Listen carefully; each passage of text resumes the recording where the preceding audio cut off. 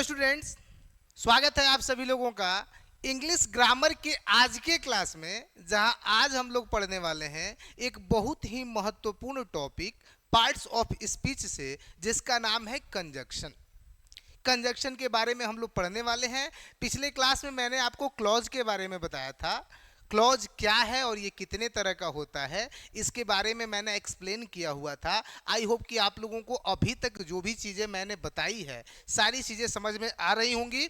आइए आज के क्लास को शुरू करते हैं और जानते हैं कि कंजंक्शन क्या है, इसके कितने प्रकार हैं और इसका बेसिकली मतलब क्या होता है। तो सबसे पहले बाबू हमको आपको बता दें कि कंजंक्शन, जिसको हिंदी में हम कहते हैं संयोजक, कंजंक्शन को हिंदी में कहा जाता है संयोजक। A conjunction is a word that joins words, phrases, clauses and sentences together. यानी कि यहां पे हम लोग इसको डिफाइन कर रहे हैं कि संयोजक एक शब्द है जो वाक्यों, उपवाक्यों, वाक्यांशों और वाक्यों को आपस में क्या करता है, जोड़ता है। यानी कि शब्दों को, वाक्यांशों को, उपवाक्यों को या फिर वाक्यों को आपस में जोड़ने का काम जो करता है उसे हम लोग कंजंक्शन कहते हैं। जैसे यहां आप देख रहे हैं, रानी एंड सोनी आर प्लेइंग। रानी और सोनी खेल रही हैं। तो यहां देखिए, रानी और सोनी को जोड़ने के लिए एंड का यूज हुआ है। इसका मतलब है कि ये एंड क्या है, ये कंजंक्शन है। ये क्या है, ये कंजंक्शन है। आइए आगे देखते हैं काइंड्स ऑफ कंजंक्शन। आखिर कंजंक्शन जो जोड़ने का काम करता है ये कितने प्रकार का होता है। तो बाबू हम आपको बता दें कि कंजंक्शन को बेसिकली हम लोग दो भागों में बांटते हैं, कोऑर्डिनेटिंग और सबऑर्डिनेटिंग।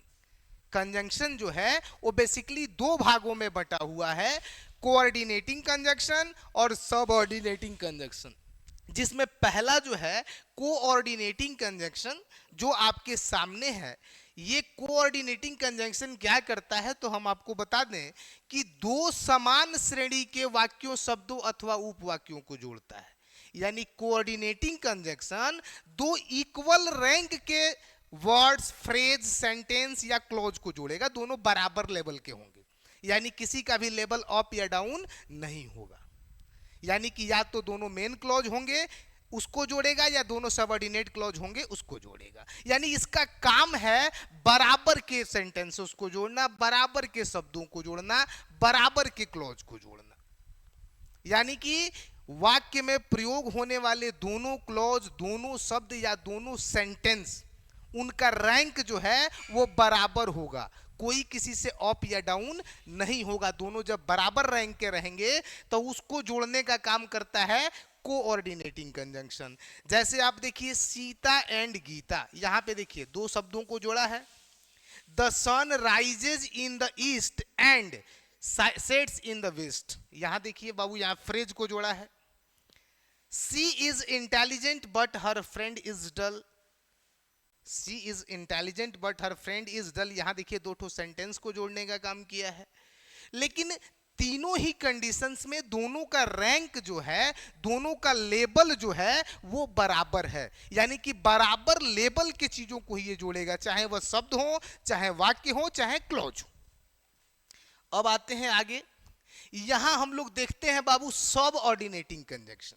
जैसे कोऑर्डिनेटिंग कंजंक्शन तो हम लोगों को पता चल गया कि दो इक्वल रैंक के शब्दों, उपवाक्यों या वाक्यों को जोड़ेगा। लेकिन सबऑर्डिनेटिंग कंजंक्शन क्या करता है कि ये मुख्य वाक्य को सहायक वाक्य से जोड़ता है। यानी कि मेन क्लॉज को सबऑर्डिनेट क्लॉज से जोड़ता है। अभी पीछे के क्लास में मैंने क्लॉज को क्लियर किया हुआ है बाबू। अगर आप जो है अभी तक उस क्लॉज वाले क्लास को नहीं देखे हैं तो पहले क्लॉज वाले क्लास को देखें, जिससे कि आपका ये डाउट कि क्लॉज क्या है ये क्लियर हो सके। तो देखिए बाबू, मुख्य यानी मेन क्लॉज जो है, मुख्य वाक्य जो है, वो मेन क्लॉज हम लोग उसको कहते हैं जो अपनी पूर्णता के लिए दूसरे पर निर्भर नहीं करता है। यानी कि वो अपने आप में पूर्ण होता है, क्लॉज वाले क्लास में हमने बताया था। और जबकि सबऑर्डिनेट क्लॉज वह क्लॉज होता है जो अपनी पूर्णता के लिए मेन क्लॉज पर निर्भर करता है। यानी कि जब तक मेन क्लॉज नहीं आएगा सबऑर्डिनेट क्लॉज का अर्थ जो है स्पष्ट नहीं हो पाता है। तो वहां पे मैंने समझाया था क्लॉज को। यहां एक बार फिर देखिए कि मेन क्लॉज को सबऑर्डिनेट क्लॉज से जोड़ने का काम जो कंजक्शन करते हैं उन्हें हम सबऑर्डिनेटिंग कंजक्शन कहते हैं। जैसे वेट हेयर टील आई रिटर्न, आई सा a dog when I was coming. तो ये जो कंजक्शन है, जैसे इसमें टील है, इसमें वेन है, ये जो कंजक्शन है बाबू, ये सबऑर्डिनेटिंग कंजक्शन है, ये सबऑर्डिनेटिंग कंजक्शन है। तो हम आपको फिर से एक बार बता दें कि दो बराबर लेवल के वाक्यों, शब्दों या उपवाक्यों को जोड़ने का काम जो करता है वो कोऑर्डिनेटिंग कंजक्शन है, और जो मेन क्लॉज को सबऑर्डिनेट क्लॉज से जोड़ने का काम करता है उसको हम लोग सबऑर्डिनेटिंग कंजक्शन कहते हैं। अब यदि हम बात करें कोऑर्डिनेटिंग कंजक्शन की, तो बाबू कोऑर्डिनेटिंग कंजक्शन जो है वो चार तरह के होते हैं।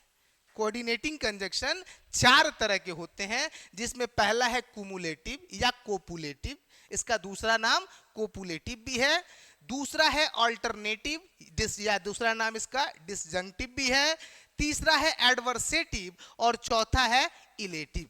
यानी कि कोऑर्डिनेटिंग कंजक्शन चार तरह के होते हैं, चार प्रकार के होते हैं, जिसमें सबसे पहला जो है बाबू वो है कुमुलेटिव या कोपुलेटिव।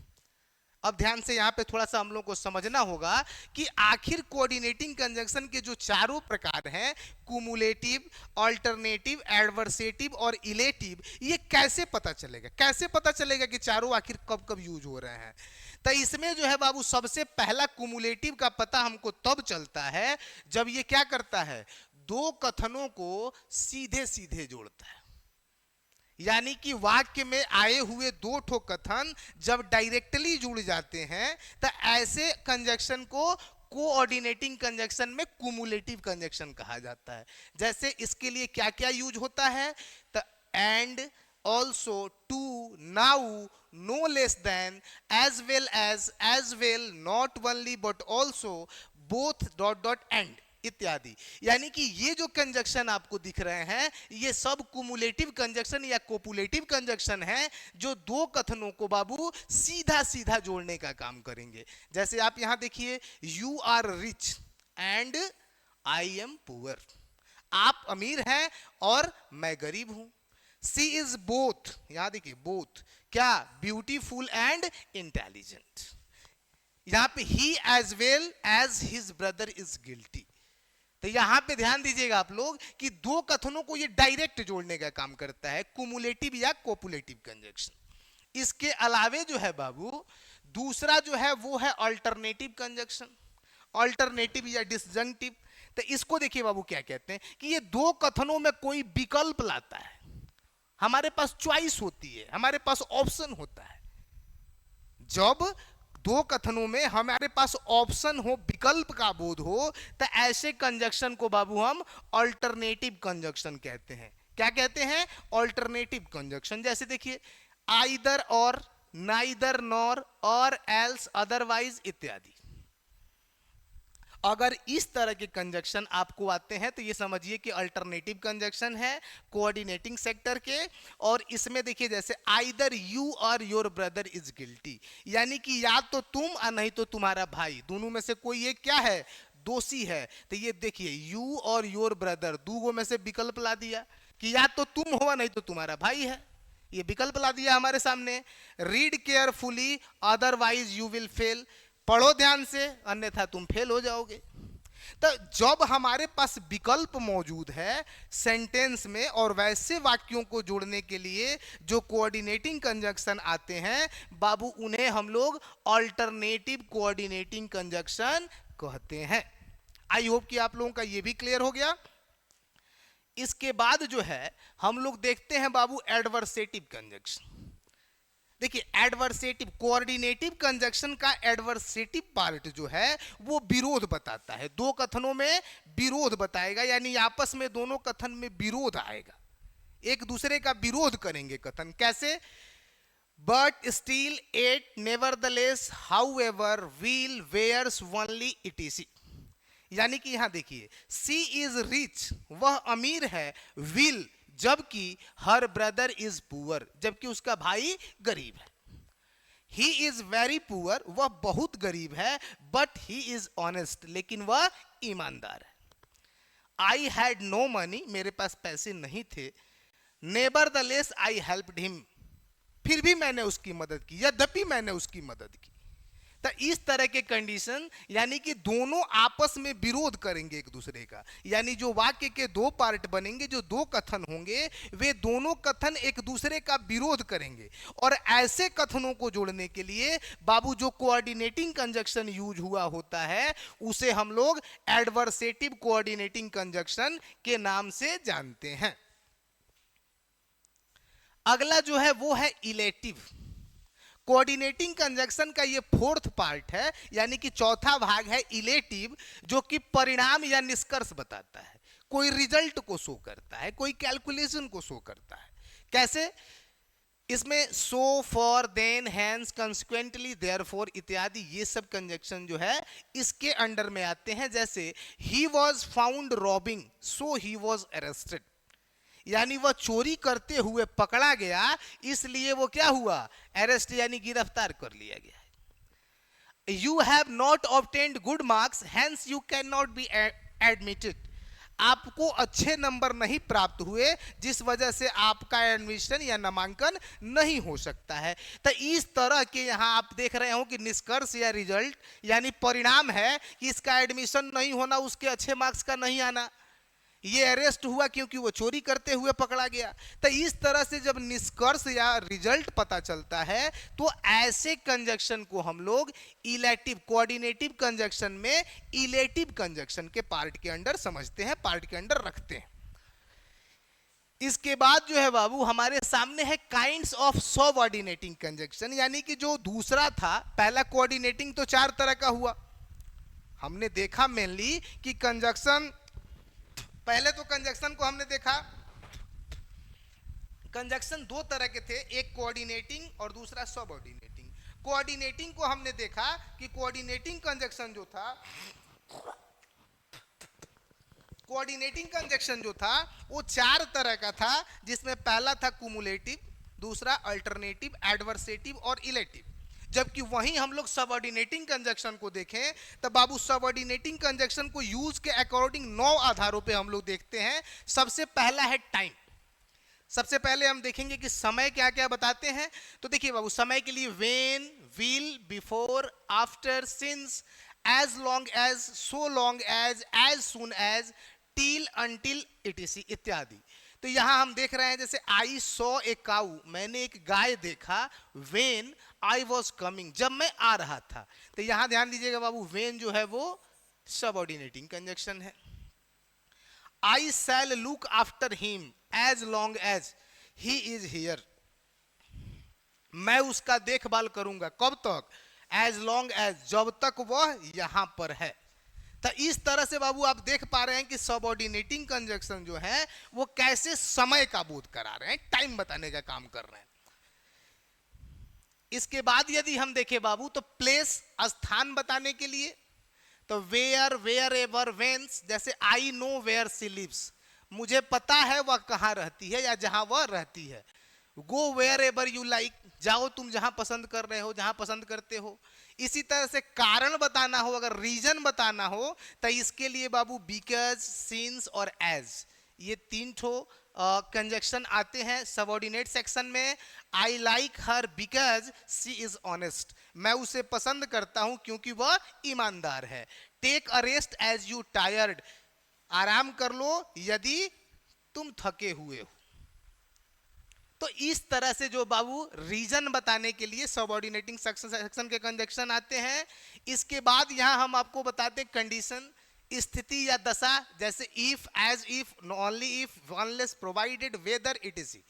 जैसे यहां देखिए आप sentence, I will give you money, मैं तुम्हें पैसा दूंगा, इफ यू वर्क हेयर, यदि तुम यहां काम करो। इफ कंडीशन, शर्त बता रहा है ये। दैट, इसके बाद जो है बाबू ये शर्त बताने के लिए हो गया। उसके बाद है पर्पस, उद्देश्य बताने के लिए। तो यहां उद्देश्य के लिए बाबू देखिए that, so that, in order that, lest, etc. We eat that we may live, हम लोग खाते हैं ताकि हम लोग जीवित रह सकें। सी रीड्स केयरफुली सो दैट सी में पास, वह ध्यान पूर्वक पढ़ती है ताकि सफल हो सके। तो यहां आप देखिए बाबू, पर्पज, उद्देश्य का बोध हो रहा है। हर चीज का उद्देश्य है। जैसे हम लोगों का खाना उद्देश्य है जीवित रहने के लिए। एक चीज कॉमन तौर पे आपको बता दें कि यदि किसी वाक्य में बाबू लेस्ट का प्रयोग आपको मिलता है, LEST, लेस्ट का प्रयोग मिलता है, तो इसके साथ आप जान लीजिए कि हमेशा जो है शुड का प्रयोग ही होता है अगर हेल्पिंग वर्ब की बात की जाए तो। अगर आपके कहीं किसी कंपटीशन एग्जाम में या 12th के एग्जामिनेशन में या कहीं भी पूछता है, कहीं आपको फिल इन द ब्लैंक्स के जरिए बताना हो कि कौन सा एक्जुअलरी लगेगा, तो वाक्य में अगर लिस्ट लगा हुआ है तो आंख बंद करके आप शुड का प्रयोग करिएगा, क्योंकि इसके अलावा दूसरा यूज नहीं होता है। इसके बाद है बाबू रिजल्ट, यानी परिणाम।